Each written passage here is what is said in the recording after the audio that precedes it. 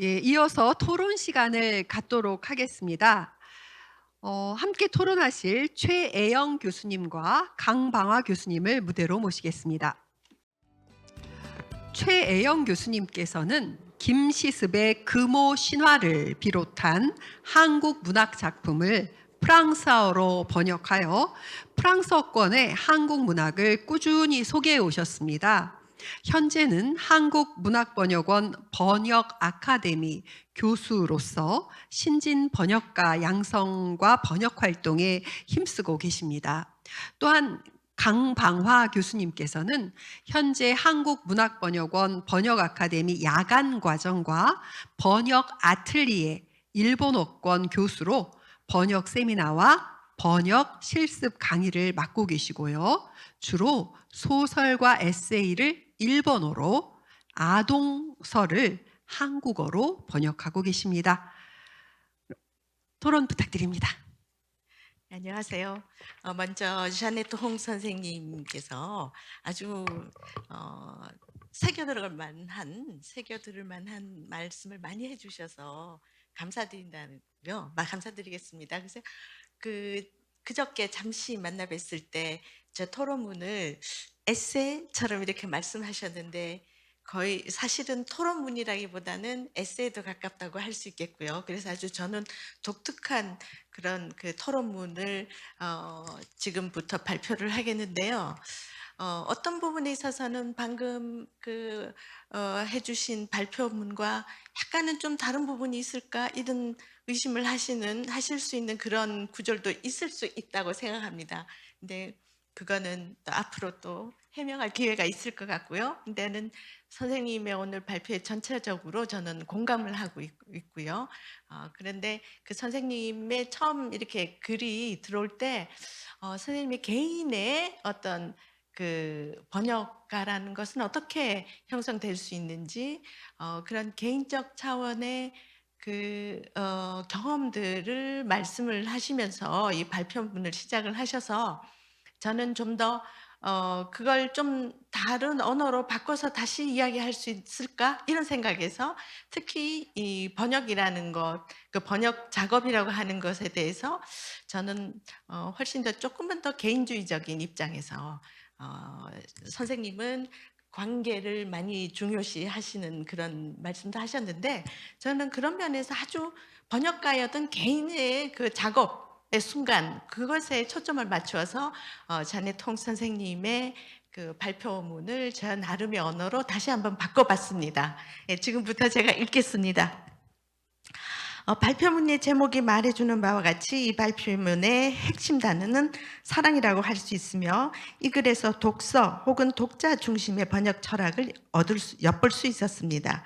이 단어를 바탕으로 선생님은 번역가라는 정체성을 자신에게 부여하고 번역가로서 소명의식을 갖게 되기까지의 과정에서 시작하여 작품을 고르는 안목과 전략적 선택, 작품 해석, 그리고 글쓰기에 이르기까지 번역의 여러 국면을 사랑이라는 단어로 설명합니다. 이 단어가 이 글에서 전적으로 힘을 갖는다면 그것은 선생님의 말처럼 문학 번역이란 단순히 말을 정확하게 번역하는 옮기는 작업이 아니라 궁극적으로는 영혼을 함께 옮겨야 하는 사명을 띠기 때문이다. 때문입니다. 선생님의 관점에 전적으로 공감합니다. 토론자는 이 관점에 특히 주목하였고 이를 토론자의 관점에서 해석한 다음 마지막으로 질문을 짧게 덧붙이기로 하겠습니다. 토론자가 이해한 바에 따르면 이 글에서 영혼을 옮긴다는 말은 번역이 즉 다른 언어권의 독자로 하여금 그 작품의 원천으로 번역이라고 하는 것은 다른 언어권의 독자로 하여금 작품의 원천으로 거슬러 올라가 작자의 영혼을 만나게 한다는 뜻이 아닙니다. 이 말은 번역가의 내면에서 우러나오는 해석과 글쓰기를 통해 새로이 탄생한 하나의 버전이 독서의 장에서 독자의 영혼을 만나 공감을 일으킴으로써 의미가 실현되는 과정을 가리킵니다. 글쓰기와 독서는 쓰는 자와 읽는 자의 영혼이 각각 고립된 장소에서 홀로 수행하는 전적으로 고독한 행위입니다. 일반적으로 영혼과 영혼의 만남은 그 개인의 축적된 인생 경험을 바탕으로 때로는 연상이나 추론 등의 이성적인 정신작용에, 때로는 느낌이나 감정과 같은 직관에 의존하게 되는데, 특히 문학적 만남은 말 혹은 문자를 매개로 하여 이루어집니다. 하지만 말은 무엇이며 문학이란 무엇입니까?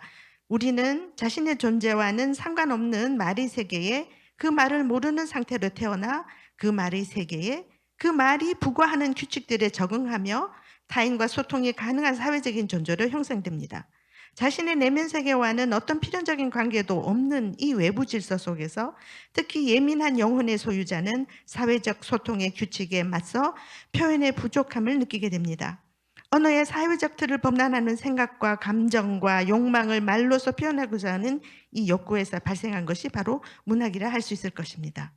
텍스트라는 하나의 상상적 공간 속에서 상이한 두 언어 사이의 소통을 가능하게 하는 것이 문학 번역이라면 그것은 바로 번역가의 행위 덕분이며 그 번역가의 언어를 자신의 것으로 향유하는 독자의 현실적 독자의 최종적 독자의 상상력과 해석 덕분이라고 하겠습니다. 이러한 관점에서 볼 때 문학에서 영혼과 영혼의 만남이라는 말에는 해석의 여지가 조금 있는 것 같습니다. 텍스트는 흰 종이 위에 흩뿌려진 검정색의 잉크 자국에 불과하며 물질 그 자체인 텍스트는 영혼도 깊이도 같지 않습니다. 앞서 말했듯이 독서라는 고립된 장에서는 단 하나의 주체가 활동하며 그것은 의미를 최종적으로 결정하고 향유하는 독자입니다. 선생님도 강조하셨듯이 번역가는 애초의 독자이며 번역 작업 속에서의 어떤 행위보다 먼저 행해지는 것이 독서입니다. 그리고 자신의 영혼이 투여된 독서를 글로 옮길 때 그것도 독자의 공감을 얻기 위해 자신의 독서를 글로 옮길 때 그 독자는 비로소 번역가가 됩니다. 독서 속에서 이루어지는 영혼의 만남은 자기 내면과의 만남이라고 할 수 있습니다. 번역가는 말하자면 심적 에너지의 매개자입니다. 제품 사용법과 같은 순전히 기술적인 텍스트와 문학 텍스트가 다른 것은 글을 쓴 인간의 고유한 심적 에너지가 그의 글에 담겨 있기 때문입니다. 달리 말해 번역가의 충실성은 검은색 문자의 의미가 아닌 한 작품을 읽을 때 번역가의 내면에서 일어나는 느낌과 생각에 대한 충실성을 의미합니다. 번역가의 문학적 글쓰기가 중요해지는 이유가 여기에 있다고 하겠습니다. 이런 맥락에서 선생님이 문학 번역을 자신의 소명으로 인식하게 되는 과정이 인상 깊었습니다. 선생님은 한국어와 영어라는 두 언어 사이에서 자기 정체성의 정립이라는 중대한 문제에 부딪혔습니다. 이 문제를 해결하기 위한 모색 속에서 완전히 무의식으로 가라앉을 수도 있었을, 그래서 영원히 상실했을 수도 있었을 한국어를 소통의 언어 체계 속으로 통합시킴으로써 선생님은 오롯이 그 자신이 될 수 있었고 바로 그 힘이 번역에 대한 사랑으로 표출되었습니다. 저는 일종의 자기애라고 생각을 했습니다. 굉장히 중요한 것이죠. 네. 매번의 번역 행위는 바로 번역가 자신의 온전한 자아의 상상적 탄생이었습니다. 그래서 채식주의자에 대한 애착과 그 책의 번역을 포기해야 했던 때의 상실감과 존재가 부정되는 듯한 허탈감이 이해되었습니다. 무엇보다 번역을 소명으로 하는 자들 내면의 바탕에서 이루어지는 심적 움직임을 조금이나마 짐작할 수 있어서 특히 흥미로웠습니다. 이처럼 고립된 공간 속에서 이루어지는 독자, 즉 번역가와 텍스트의 내밀한 만남을 자넷 홍 선생님은 번역가와 그 대상에 대한 사랑이라고 말하는데 이것은 내면의 강력한 상상계에 연결되어 있다고 할 수 있습니다. 그렇다면 번역가는 텍스트와의 그런 일종의 거울 관계 속에서 텍스트 해석을 빌미로 자칫 자신의 주관적인 세계로 빠져들 수도 있지 않을까요? 개인적인 독서 일기라면 이것은 아무런 문제가 되지 않습니다. 하지만 출판을 전제로 하는 번역은 다른 개인과의 소통, 즉 공감이 중요합니다. 토론자가 이해한 바에 따르면 선생님은 이 위험성의 해결책을 독자와의 관계 속에서 찾습니다. 선생님은 누구를 위해 번역할 것인가? 라는 질문과 함께 그에 상응하는 이상적인 독자를 염두에 둡니다. 그리고 그 독자의 공감을 겨냥한 독자 친화적인 번역을 추구합니다. 이것이 선생님의 글쓰기 전략의 출발점입니다. 이때 번역가는 원문에 충실한 번역과 문장의 리듬과 감정을 우선시하는 능동적 번역 사이에서 적절한 입장을 정하게 됩니다. 선생님에 따르면 번역가의 작품 해석 태도와 조간상의 정도에 따라 이 두 태도가 적절하게 혼합되며 균형을 이루게 될 것입니다. 선생님은 이 글 어디선가 번역 행위를 잘 알려준 노래의 커버에 비유한 적이 있는데 토론자는 이와 비슷하게 단어 인터프리테이션의 이중적 의미를 떠올리며 번역 행위를 종종 음악 연주에 비유하곤 합니다. 먼저 악보를 철저하게 읽고 분석한 다음 연주가 자신의 느낌에 충실하게 연주함으로써 자신만의 리듬과 감정을 만들어낼 때 청중을 설득할 수 있다고 생각하기 때문입니다. 텍스트의 의미 해석과 그 결과물의 예술적 실현, 이 말은 하나의 음악 연주 혹은 문학 작품의 번역은 악보 혹은 원전의 문자적 독해가 충실하지 않거나 예술적 퍼포먼스 없이는 청중 독자의 공감을 살 수 없다는 의미며, 연주가 즉 번역가의 뇌리에는 해석의 매 순간 이 타자가 현재해 있어야 한다는 뜻입니다. 언어의 유희를 즐기며 쾌락을 맛보는 번역가의 마음속에 이 타자가 말하자면 일종의 초자의 역할을 한다고 생각을 합니다. 흥미로운 것은 해석과 번역 쓰기에 대해 말하는 순간에 자네트 홍 선생님은 작품의 상징적 친권자인 작자를 불러오지 않습니다. 근데 이걸 어디에서도 작가의 의도에 대해서 말하지는 않습니다. 무시했다는 말은 아니고요. 그리고 토론자는 이 점에 전적으로 동의합니다. 토론자는 독서에, 더 정확히 작품의 해석에 작가의 의도가 직접적으로 작용할 수 있다고 생각하지는 않습니다. 작가의 의도라는 것이 작용한다면 그것은 번역가가 그러리라 상상하는 작가의 의도일 것이며, 이상적 독자처럼 이 친권자 또한 번역가의 과다한 주관성으로의 함몰, 과다한 쾌락 추구를 막는 일종의 난간 같은 것이 아닐까 생각합니다. 이상적 독자에 대한 개념 정의를 설명을 충분히 하지 않은 것은 제 의견을 제시하지 않은 건 제가 조금 부족했다는 생각이 드는데요. 기회가 있으면 또 좀 이야기할 수도 있지 않을까 생각이 듭니다. 지금까지 번역이라고 한 것에 대한 자네트 홍 선생님의 생각을 나름의 관점에서 해석해 보았습니다. 제 해석이 선생님의 입장에서 멀어졌다고는 생각을 하진 않는데, 그렇지만 선생님의 의견이 궁금합니다. 다만 선생님의 글에서 지금까지의 논점에서 조금 벗어나 약간의 소소한 궁금증들이 있는데 그것들을 제시하면서 이 토론문을 마치기로 하겠습니다. 먼저 작품 선택에 대한 질문입니다. 이 질문에 관해서도 귀 기울여 들을 만한 점들이 있어 유익했지만 여기서는 질문만 하겠습니다.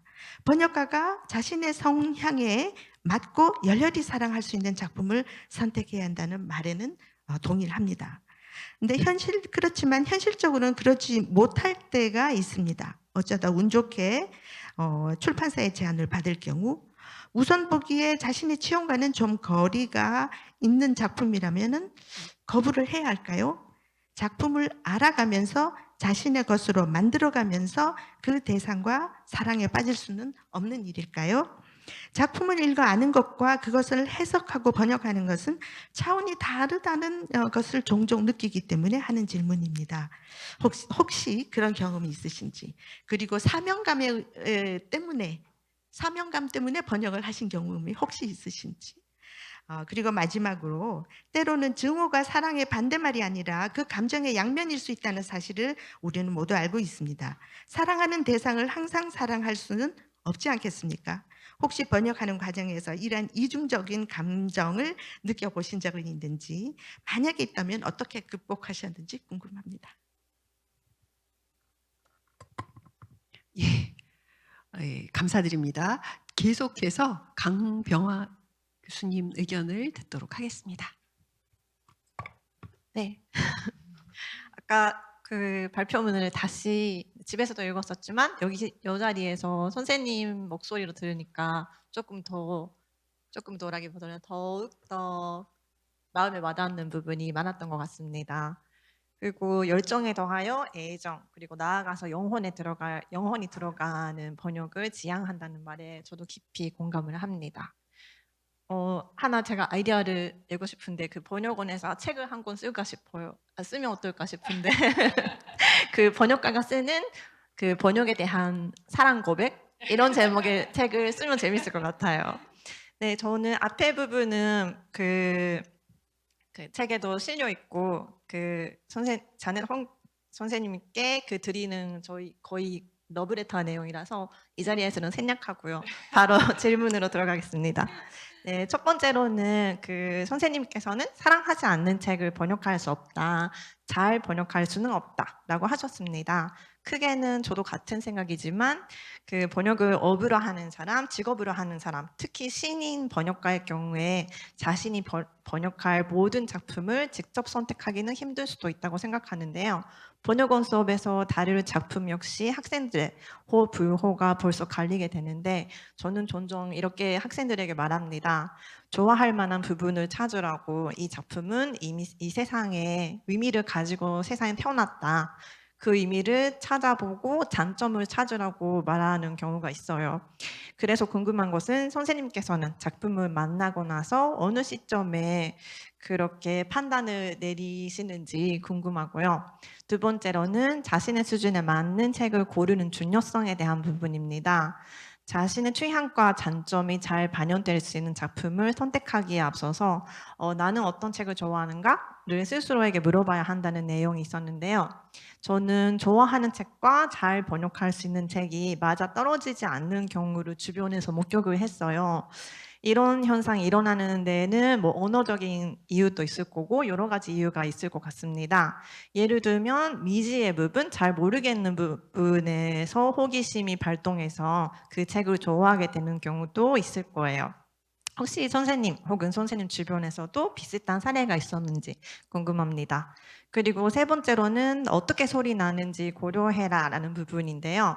저도 이 방법을 계속 옛날부터 실천을 해온 사람 중 하나인데 어느 순간 의문이 들기 시작했습니다.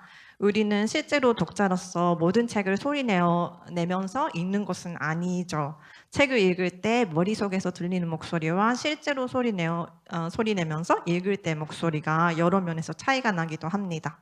그래서 소리내면서 읽어보는 일은 어쩌면 시나 그림책 등 낭독을 전제로 한 장르와 소설의 대사나 독백 부분 등에 제한하는 것이 마땅한가? 가끔 그렇게 생각해 보기도 합니다. 물론 각 언어의 특성과 글쓰기 방식의 차이가 있기 때문에 일괄적으로 말하기는 힘든 부분이기도 할 텐데요. 저는 일본어권 번역을 하고 있고 선생님께서는 영어권 번역을 하고 계시니까 그 텍스트 리듬, 긴장감, 속도를 느껴보기 위해서 음독을 하신다는 이야기를 조금 더 구체적으로 듣고 싶습니다. 감사합니다. 예, 감사드립니다.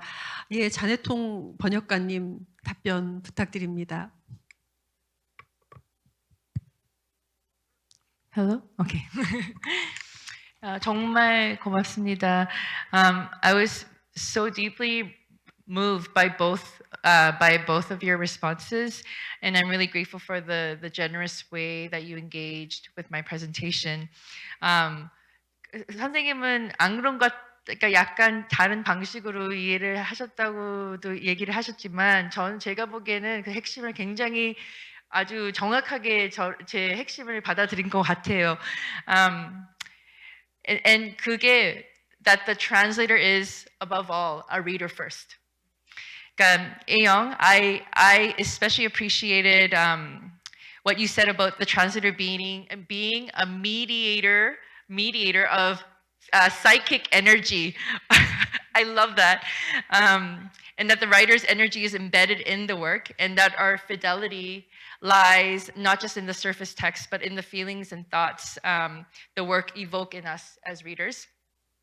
And what you said about negotiating my identity between Korean and English, that the conflict and the process of how I resolved that, you said that it allowed me to become more fully myself. When you said, reading that, I felt really seen by you. It felt almost like a therapy session. So I want to thank you for that. Yeah, there's so much I'd love to continue discussing with both of you. But let me first respond to both your questions, especially since there's a lot of overlap between them. First, about choosing projects that we love. Ayoung, you asked, what if a publisher offers you a work that doesn't quite suit your taste at first? Should you turn it down? Couldn't you familiarize yourself with it, grow into it, maybe even fall in love with it over time? And Bangwa, you raised a similar point that it's simply not feasible for every professional translator, especially when you're starting out, to choose to say no to and to have the ability to choose your project. And you're both absolutely right. So I just want to be clear in saying choosing projects that you're passionate about, it is a luxury. It is. And I wasn't suggesting that you should always say no to work that doesn't spark love.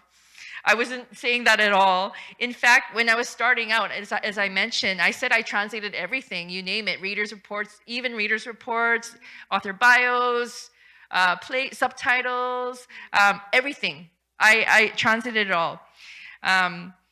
So being able to choose what I want to translate, I feel like it's a privilege I've earned over time. It's the result of years of practice and service.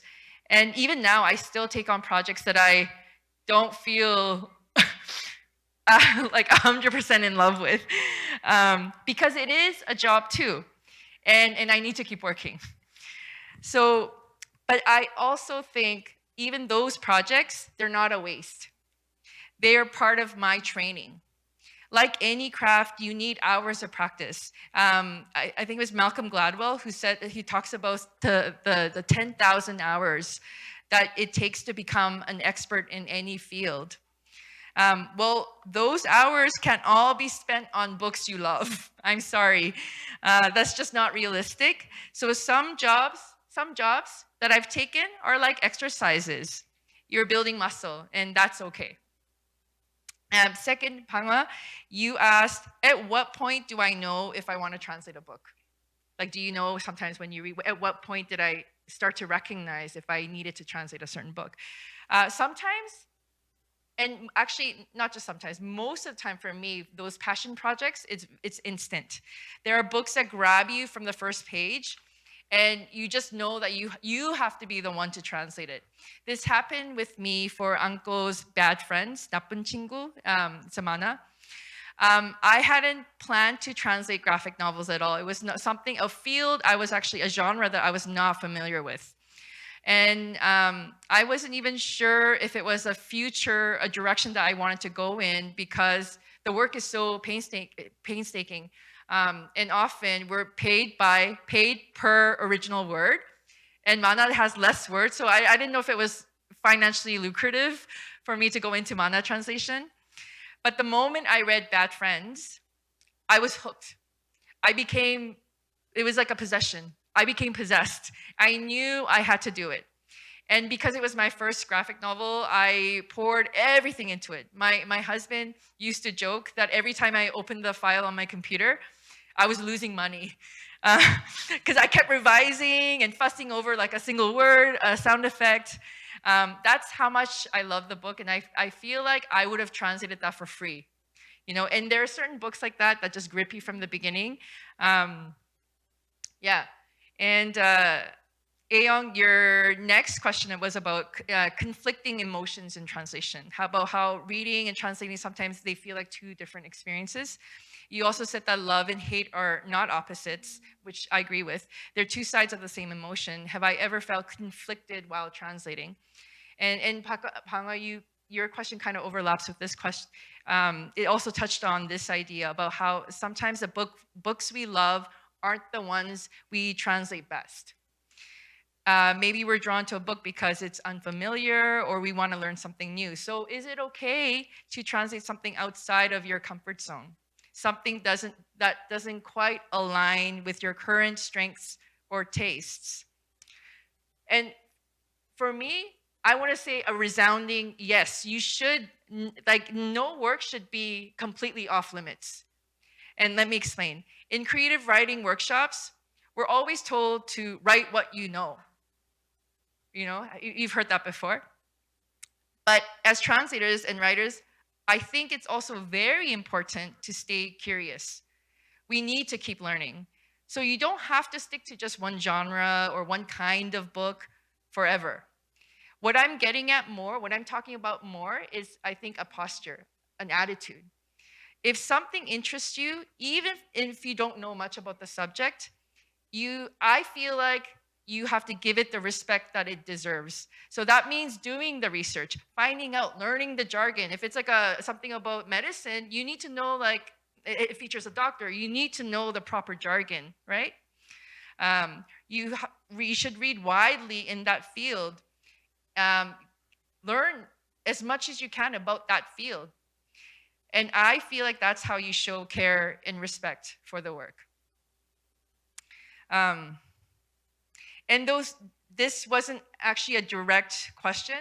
Both of your responses got me thinking again about the idea of the ideal reader. I mean, I've always thought about it, but I feel like when I was reading Reflections, it brought something new to mind this time. Who am I really translating for?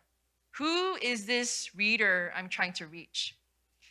I realized early on in my career when I first started, that ideal reader didn't look like me. It didn't look anything like me, actually. But now I'm realizing more and more, the reader, my ideal reader, looks like me. So what I'm trying to say is that I'm not just translating for some imagined audience out there. I'm actually translating for myself. And that kind of changes the meaning of creating reader-friendly translation. When I was starting out, I believe that meant accommodating someone else, putting aside my tastes, putting aside my instincts, my cultural understanding to make the work easier and digestible for someone else. But over time, I'm starting to turn that friendliness to myself, or more inward, to respect my own responses, to trust my own sense of rhythm, my voice, and meaning. So maybe in the end, this whole thing is about, maybe it's like an aging process or something, but it's more about accepting myself, not feeling the need to justify or to prove anything.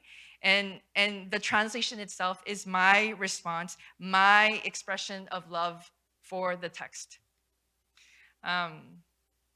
Feel like I answered, yeah. Oh, did you want to? 아이디어 리더에 대한 선생님의 마지막 그 말씀 전적으로 공감하고 저도 밖으로 그 생각을 했었어요. Oh, really? Yeah. So I think this is something, it's new. It's something that I felt this time as I was reading your, I want to say essays. Yeah, I was like, oh, maybe that ideal reader is actually me. Yeah. Thank you so much for your responses. 네, 아주 열정적인 발표와 토론에 참여해 주신 세 분 교수님, 번역가님들께 진심으로 감사드립니다. 과연 우리들이 누구를 위해서 번역하는가? 이상적인 독자가 과연 누구인가? 어쩌면 그것은 저 자신일 수 있었다라는 결론에 이르게 되는 것 같습니다. 오늘 너무 주옥 같은 말씀 해주신 세 분께 진심으로 감사드립니다.